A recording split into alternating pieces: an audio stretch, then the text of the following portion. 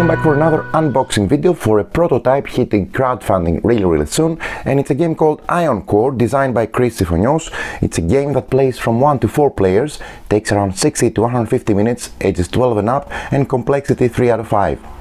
This is a game that falls into the category of exploration, fantasy, miniatures, pirates and science fiction games, and packs some really nice mechanisms like action points, hexagon grid, tile placement, and it has action events. So this is a prototype, so what I'm showing you, like always for these types of videos, are prototypes. So we'll dive into the box of the advanced prototype. It looks gorgeous. I have already had the chance to play the game and I have fantastic experience already, but more on that later. I'm going to cover the game with more content and more videos, but just for you to get a bit of understanding on the background and the theme of the game, before I show you the components of the prototype, which is the scope of this video, let's focus on the theme and the setting. Enter Ion Core, which is a thematic sandbox game set in a post-apocalyptic dystopian world. Humanity has been driven to piracy to secure a brighter future, and it's up to you now to guide your faction to victory. Procedurally generated maps by placing tiles using specific actions ensure a diverse and different seafaring and treacherous landscape each time you play. How will you navigate in order to brave the perils of Ion Core's world? Will you plan your course well, or enemy factions will take all the glory? For this game you can enjoy an adventure with a minimal luck factor, and you can have actions like scavenge or plunder that can be enhanced using a deck or upgraded in order to allow players to either enhance or mitigate chances, shifting thus the outcome to your favor. Pillage or visit cities to upgrade your ship, gather spoils and forgotten relics, hunt dangerous beasts, enlist your crew members or entertain them to increase their morale. Trade your way to riches or plunder the way to victory. With a variety of ways to play and different aspects to focus on, there is never a dull moment in this game, and for you to get some better insight, there is a ton of replayability and a ton of different ways. So let's open the box, let's focus on the components. Again, this is not a final copy, this is a prototype, an advanced prototype, but just it goes into detail to show you the level of love poured into the game, into the prototype itself. So I'm going to add a link in the description of the video for following the crowdfunding GameFound campaign page, so you can register and get notified on a campaign launch, which is soon. So this is a big box, as you can see.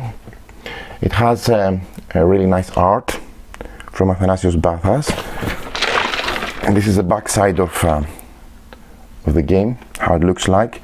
It has absolutely stunning art. I really fell in love with the art, but on top of the gorgeous art and 3D presence and beautiful components, it has a fantastic gameplay. This, mark my words, this is a really well-crafted game. It's a gem of a design, and I'm just hoping to give you enough insight to see if this is something interesting for you. So, prototype unboxing. What you see inside is a matter to change, upgrade, or different changes, and on top of that I'm going to differentiate in the components. Some of them are stretch goals that the designer has been already thinking and proposing, so I'm going to explain what's what, and let me show you the prototype components. So first of all, it's a big box with lots of components. I'm going to briefly show you the rule book, which even though it's 35 pages, I had the luxury to go through it. So there is I don't know, a ton of pages with examples, so there are many examples in there, at least 10 or more, and there is also appendix and variants and solo mode, so it's really not that many rules. Okay, that's what I'm trying to say, and you get to understand that and confirm it for yourself once you see the next video that I'm going to follow to prepare, which is a how to play preview video. So rule book. First of all, we have the story in the background with this world and with this universe. Okay. Then the rulebook moves into the description of the core components. We have a map where everything unfolds on. We have different hexes. We have large hexes, medium hexes, small ones, and single ones, as you can see. So always go into the map, and you can immediately understand that the way that the map is parameterized and differentiated, I should say, every time, it really creates a unique experience each and every session. We have 4 double-sided player boards. One side has the playing area of the captain, your vessel, and your R&D, and on the back side you have a story about the background and the theme of the originating faction. Then you have event cards, you have fate cards, you have starting fate cards and new fate cards to upgrade your fate deck. You have research cards, espionage cards. Essentially these are mini quests to make you chase different things once your allegiance to your piracy syndicate drops down, so just you need to prove that you're still aligned with them. You have rail cards, scan cards, where with this one you scan new sectors, a new area, new tiles placed on the board with this action. And then you have whereabout cards, you have the plunder cards, level 1, level 2 and level 3, and this also indicates the difficulty of the plunder action. More on that later. We have city cards. Once they are discovered, there are shops and activities open to the world and open to your crew, so you can do more things when you visit cities. You have the sideboard. This is a nice interesting twist. The game can be played as a normal game with 30 victory points, or as a longer longer lasting session, which has a slightly increased endgame conditions, either or. Well, you have 108 upgrade tiles, and this is a really big aspect of the game. You'll see more of that later. You can really make your sea vessel unique, make it different, and make it really exceptional in one with the strengths and weaknesses. Of course, strengths are going to focus by the upgrade tiles based on what you place on it. You have a 6 and 6 d6 dice. These are not for roll, these are indicators just to show you the amount of crew members you have on each of different type, gunners, etc, etc. Play rates, which I have to admit already, the designer here has done a fantastic job.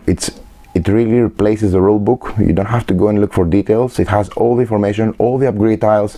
It's a two-folded personal play rate. Each player gets one, and it has a fantastic level of detail. If you want to look for information from the round structure to the different types of actions, how they're done, with iconography explained, plus all the different upgrades you can build and what they do.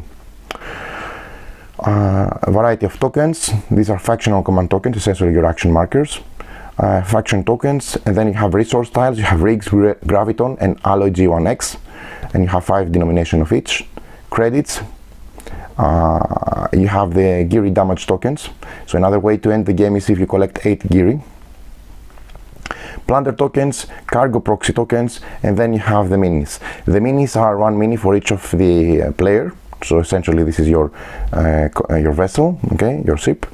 You have the Joe, the Palladium, the Dutchman MK2 and the Immortal Coil, and this is the Orion MOSFET. This is like an NPC of really interesting I should say things that it does on the game board. It chases you, it forces you to move around, it tries to change your allegiance so that you drop out of theoretically the pirate syndicate, with giving you side missions and so on. And all this concludes the components of the game. Then you have the game setup, which is structured in a way easy to follow, right? Even though I played the game already set up, had the chance to see the rulebook, and really does a good job to demonstrate how to set up the game and get everything started. Very easy. Also, the idea is, as you're going to see, that setup takes really minimal time, so you take everything out and within a few minutes you're ready to start playing the game, even though it has a ton of components due to the trays that the game is going to come with, even in the prototype mode. Then you have some basic information about the map, the sideboard, so what everything does, so different locations, the structure of the map. Essentially you have the 4 quadrants based with cardinal directions, so south, north, east, west, and respectively you can have southwest, etc. This dictates different things in the game, okay, and also affects the access to plundering wastelands based on depletion, which is a fantastic mechanism in the game, per quadrant. You'll see more on that later. You have the sideboard, which essentially tracks the victory points, very known as the game calls them.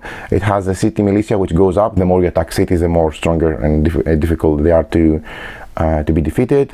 And then you have the different cities that once discovered, they open the shops, okay, and they give you all these actions and things you can do, plus some trades depending on the city, which is random every time and gives a lot of replayability. Plus they have a very unique mechanism here. It has the day-night mechanism, which on the day, which is every second round it's day and every second round is night, so interchanging. The cards, the cities flip and they give access to either reduced or different things if it's a night, etc.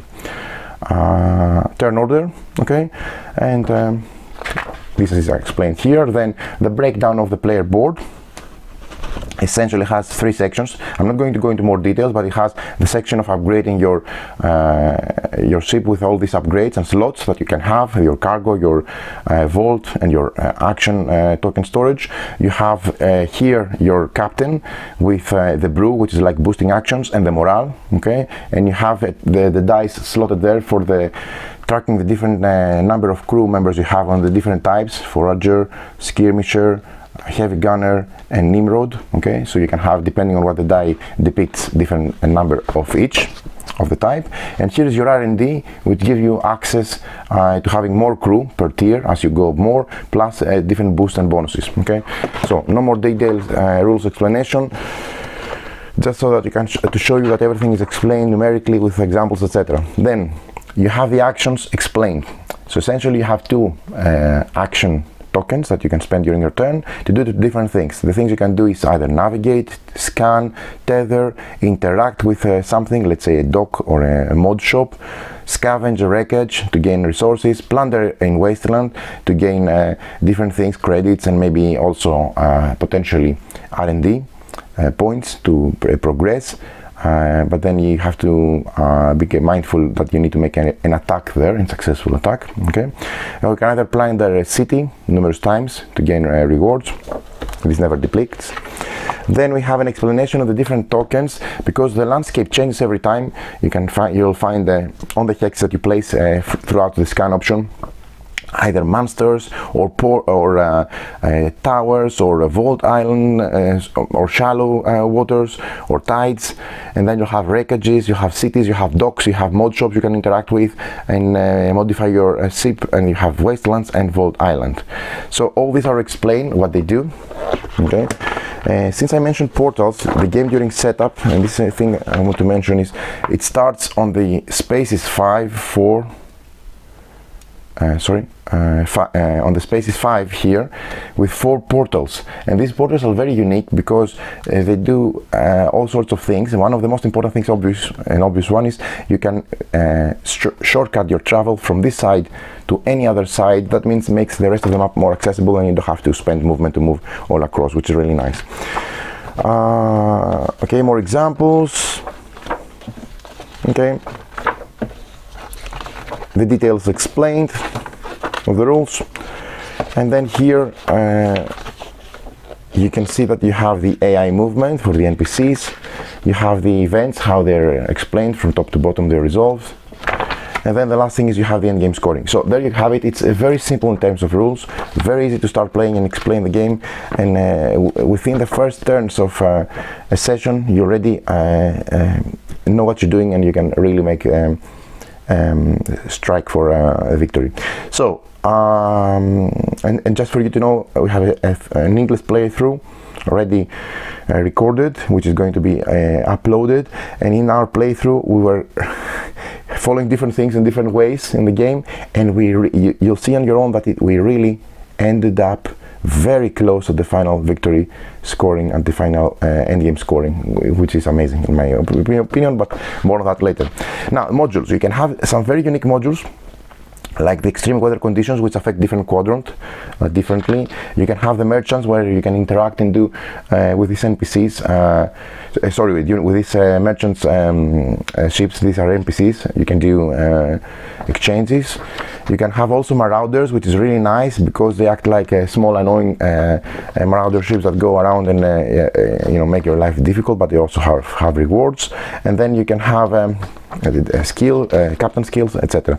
There is a fantastic solo mode which I haven't tried yet, but I got an explanation from the designer on how it plays, and I was really excited about it because it has minimal upkeep, so you don't have to emulate a whole board of another player, and you can play either versus 1, 2 or 3 opponents, let's say AI opponents, which make it more and more difficult the more you add, of course.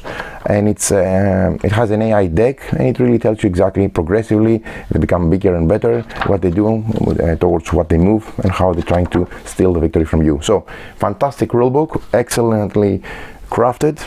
Let's move to the next. The first thing I want to show you and unfold, because I want to put everything on top, is the board. Before I put it on the board, on the flat surface on the desk, I want to show you that the board has some really amazing detail. If you go into the which is something that maybe images from internet cannot highlight. It has very nice detail, as you can see, but you only get to see that if you're really playing the game, because it's the level of detail is really fantastic, I should add.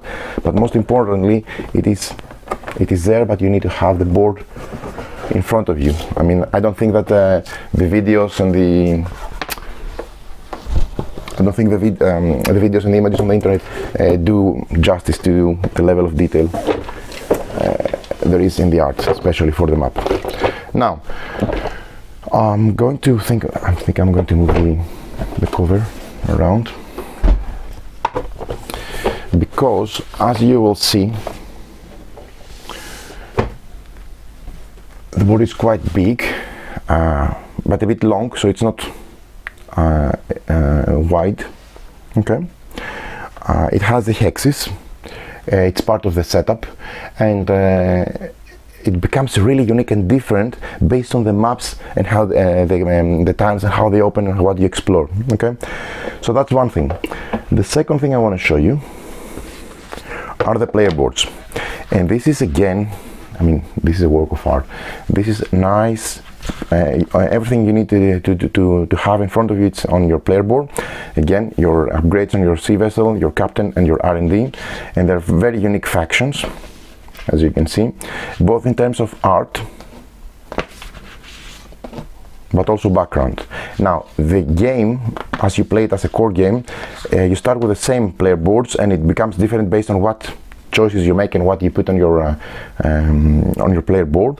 But there is a module to insert asymmetry based on specific cards that you take, and they drive you to be a monster hunter, a plunderer, or something else. Okay, so you chase a different path, and the game rewards you for chasing that path, and this becomes accessible from the module if you play with it. Also, on top of this recessed board, which is really fantastic and functional, there is a background story. So you have Argos, the one united with the immortal coil. You have Verita, the matriarch, with the Palladium, the ship. You have Sheila, the inheritor, with the Dutchman MK2. And then you have Novak, the beaten, with the Joe. All of the art here, it's fantastic, and again, if you move close enough to see the level of detail on the art, it's absolutely amazing. I mean, of course, this is matter to personal taste, but I really like what they've done here with the art. This is absolutely stunning, in my opinion. Okay, so setting this aside, this is the solo board. Okay, so this is used when you play solo. Next thing I want to show you is the side map, the sideboard, which it goes to the side of the board like that.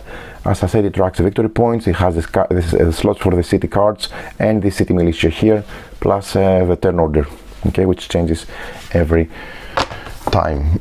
Right, now this is the most important thing in the game, and this elevates the game, in my opinion, in a whole new level. Okay, we heard about great play rates and how important they are, but this has after you heard the explanation of the rules, so then you just need this, nothing else. This is absolutely stunning. It has all the the start of the round and the phase 1, the phase 2, and the player turn. So the structure of the round. It has the options. So when you spend action tokens, you have 2, unless you gain more through the course of the game. You can either do one of these. So all the actions explained, but the most interesting thing is once you go in there, it's like the shopping list. You have, when you do upgrades and you take the different upgrade tiles, you don't need to across the table read what everything does, with the icons or everything, which would be very annoying. We want upgrades. I love upgrades. I love making my vessel my own, and that's part of the things I really adore in this game. But having access to quick explanation of this through this play rate makes it absolutely amazing. Right, next thing I want to show you. Okay, so these are the portals. So there's going to be a box which, instead of the game comes with I showed you the miniatures. Okay, it has the NPC Orion plus the 4 vessels, but it's going to have as a, I think, add-on or something else, more of that later. Instead of tokens for the portals, have these amazing minis.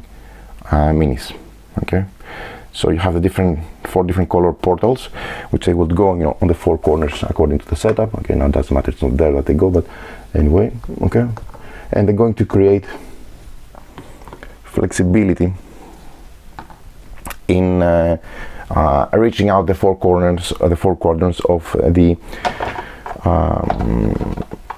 game board, which is really nice because it makes everything much easier. Now let me show you also, but this is part of the it's extra box for getting extra minis. So keep that in mind. This will be tokens in the core box. The next thing that is going to be tokens are the monsters. The game has fantastic monster miniatures. Okay, I'm going to show you how they look like later, but this is also part of the miniatures box. The miniatures coming in the game are the NPC, which is this absolutely amazing miniature. Okay, this has excellent level of detail. It's a really thematic mini. It's gorgeous, if you ask me. Gorgeous. Okay, so this starts in the center of the game board, and what happens here, this is moving across, trying to reach out other players, trying to change their legions by dropping the marker to make it break out from the pirate syndicate. Okay, giving you side quests to prove your loyalty to the pirates, and doing all sorts of things. Even it can even damage you potentially. And this is like an interesting NPC that you need to always account for during the course of your actions, which is nice. Right, so the next thing I want to show you, so the minis coming into the core box is the NPC plus the 4 miniatures for the ships, which I haven't showed you yet. Okay, these are the sea vessels, our ships, which are really nice miniatures, as you can see. So 1, 2,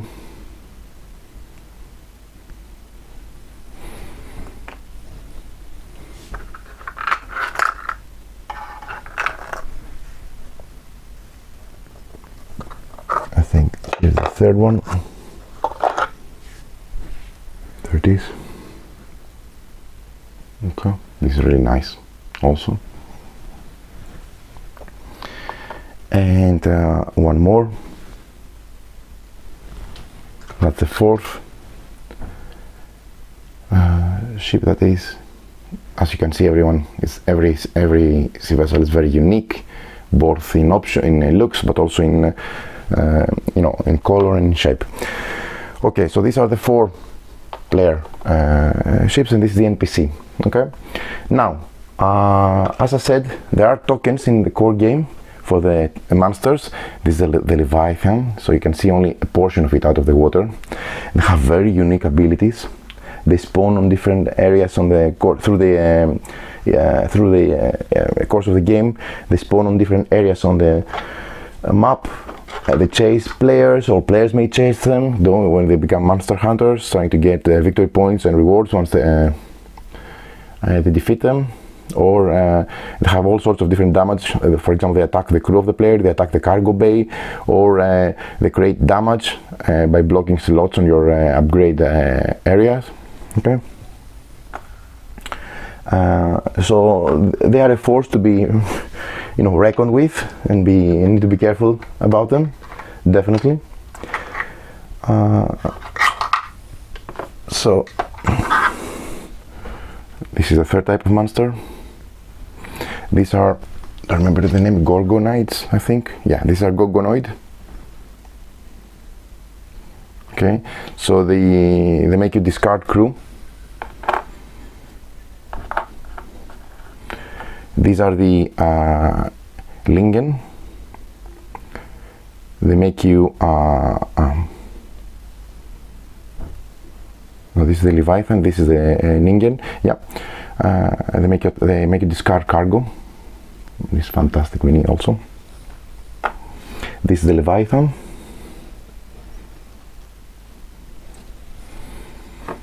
And the last one is the Kraken, which is absolutely amazing. I mean, they make the board even more, the 3D presence even more enriched and enhanced. They are not mandatory, you have tokens instead of those, but they're really nice. Just to show you some extra minis. So these are 6 minis numbered from 1 to 6 with the Marauders. If you're playing with the Marauder module, or there are 6 of those. Okay, so I'm not going to take everything out now, just to show you a couple. And these look also really nice, and you can have a lot of fun with this module also. And then you also have the merchants, which they look like that. Okay, cool. So let's take everything out.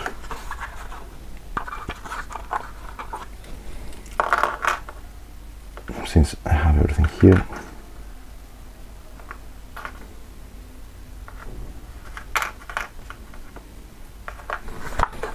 Okay, I mean, this is a 3D printed insert, but I know the game is going to come with an insert.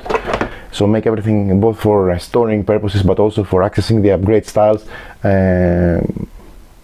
really easy. Right, now next thing I want to show you are these tiles. Now the tiles is a really important portion of the game, because through the course of the game you'll see that you're going to, through the scan, you're going to open up hexes, either these type of hexes, the 3 length ones, or the large ones, the 7 hex ones, which include the cities, for example, where you can interact with, as I mentioned. They have docks where you can modify your ship. They have mod shops to buy mods. They have wreckages to extract resources, and these are shallows, just they need 2 movement to pass through. Or they have open water, and this is wasteland to plunder. Okay, so all sorts of things are going to be discovered from the players, placed across the map, make the map unique, modified with the placement. Okay, so all sorts of different things are going. Of course, when you scan, you need to place it within range from you, so not next to you, adjacent, but within a specific range as indicated by the card. Okay, and you can freely rotate them. So as you can understand, not only spatially they're going to create different pathways in the map generation, but they will also and most importantly create a different unique experience each and every time. Okay, the only rule when you're placing this is you cannot overlap other tiles or pre-printed areas of the map.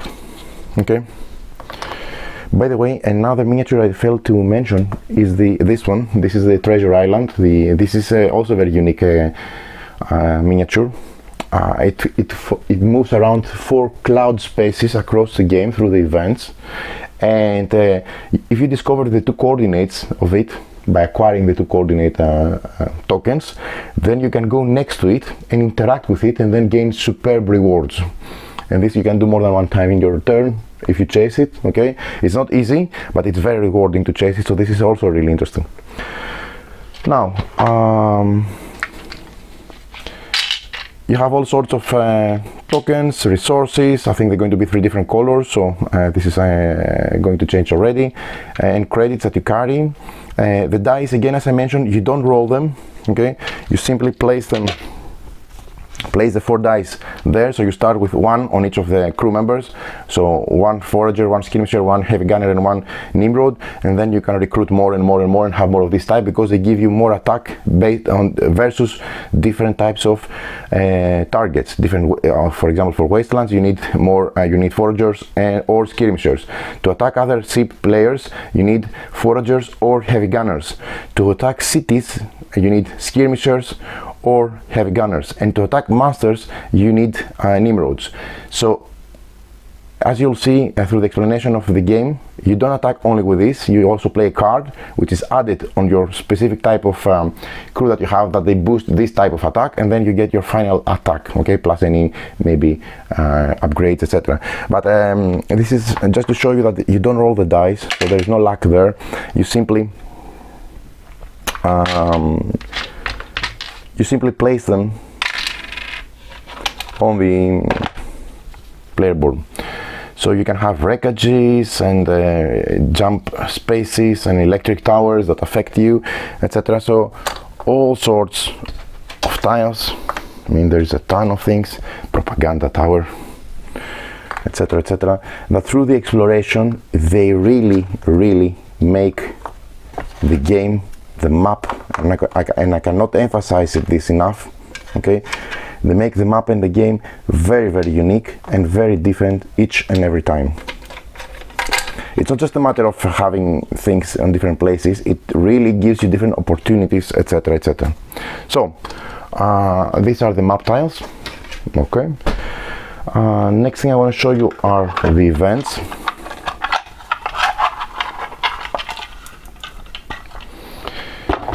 So the events, and this is a solo AI deck. Okay, so this is all the Marauders and the Merchants, which are the modules that I told you here.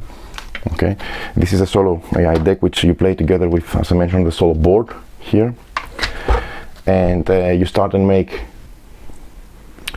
And yeah, as I was mentioning, the solo AI deck, you know, it's pre-constructed, but each time it gives you a routine and it becomes more and more difficult. So they move towards, you know, the closest city, the closest wasteland, the AI players, and becomes bigger and stronger. And this is a very simple but very intuitive way to run a low maintenance AI mode. I really enjoyed at least the theory, because I haven't tried myself yet.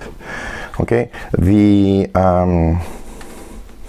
the events, each round we have an event, and when you draw an event, it can be different thing depending if it's night or day, or it could be a routine that you start from top to bottom, things that you gain or lose, then monster movement, then the NPC, the Orion MOSFET, this big guy here, programmed moving toward a specific direction, etc., etc. So really nice also. Right, the next and most important thing I want to show you in the game is how you can really make upgrades, and this is an important aspect to show you on the game, with all these different upgrades that you can have in the game. And this is a fantastic level up, so basically giving you access to all sorts of different ways to make you know, your sea vessel unique, with powerful boosts and powerful upgrades. So how these work, okay, let me again take this out and place this here. So how these work are very interesting, because as you can see, you have different slots on your player board, and for each of those slots you have, for example, let's say for the long range weapons or the short range weapons or the specialists, you have 3 specialists you can hire from cities, or the rest of the upgrades you take them from mod shops, okay, by interacting there. You have 3 options. So for one of these locations, for example, on your player board, okay, for this type of specialist, you can either put a navigator, which gives you +1 movement, a Hawkeye, or an operator, and having 3 different options for each of the slots of the upgrade specific type of your player board really makes a fantastic way of making your shiplet different every time, and really creating opportunities based on your playstyle. And the last thing I want to show you are the cards of the game, okay. And these are how the cards look like on the sideboard on these locations here. Once you explore them, you have access to what they do. You can recruit, you can entertain, you can hire, or different things, plus the trade actions, which are unique at the bottom of each slot. So this is randomizer, and every second round they flip and they become a night city version of the same city, which gives different access or reduce or different type of things. So you need to plan ahead. Another thing important in the game is the fate deck, okay. And for the fate deck, let me show you. You can have espionage cards that you try to, once the NPC comes next to you, you can lower your allegiance, and it can force you to take side missions, which, okay, if you gain something if you fulfill them, but if you don't fulfill them at the end of the game, you have negative points, because your allegiance with the Pirate Syndicate drops down. So really cool. What I'm trying to say is really cool ideas, okay. The most important and common thing is the fate deck, okay. So the fate deck, you start with some unique fate deck cards. Let me take some out. With some common fate deck cards, okay. So each player has some common fate deck cards, which have their the illustration of their faction on the back, and then you can gain more to the course of the game. And each time the game is designed, each time you have 2 of those, okay. And when you play one, you always pick up a new card, so you always have 2. So these cards are multi-use, so they either have a number that you can boost on your attacks together with your type of gunners or Nimrod, depending on the type of attack you do, or it has an ability or an option or a fast gain, for a resource or even credits, etc., that you can gain once if you play it for the fast action. And then you're always going to have 2. So even if you play for the fast action, you immediately draw up to have 2, so on every given stage of the game. But this really makes the game strategic, because it's the cards that you have plus the crew that you have for the specific type of the attack, plus the bonuses they give. So very cool idea. So there you have it. These are all the components of Ion Core.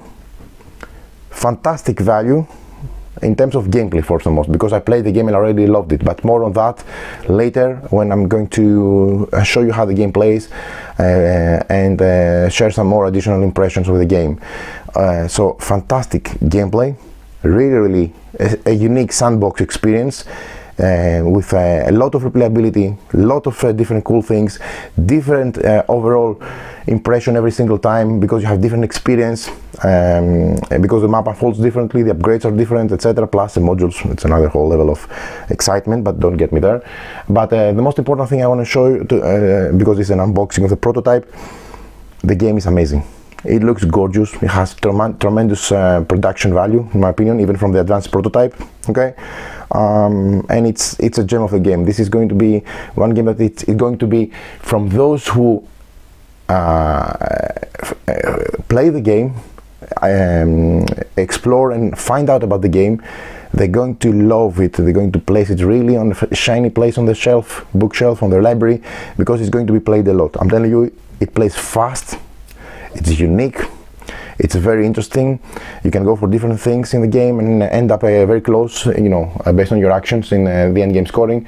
So overall, a fantastic gaming experience. But let's focus just on the prototype. Looks gorgeous. I'm sure you're going to agree with me.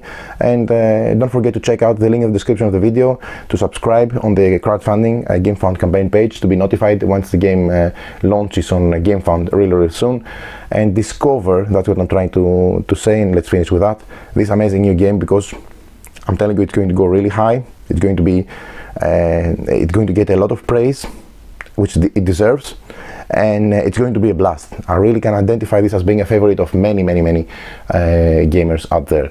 So many thanks for watching. This is the prototype unboxing of Ion Core. Stay tuned for more content about Ion Core from our channel. Many thanks for watching.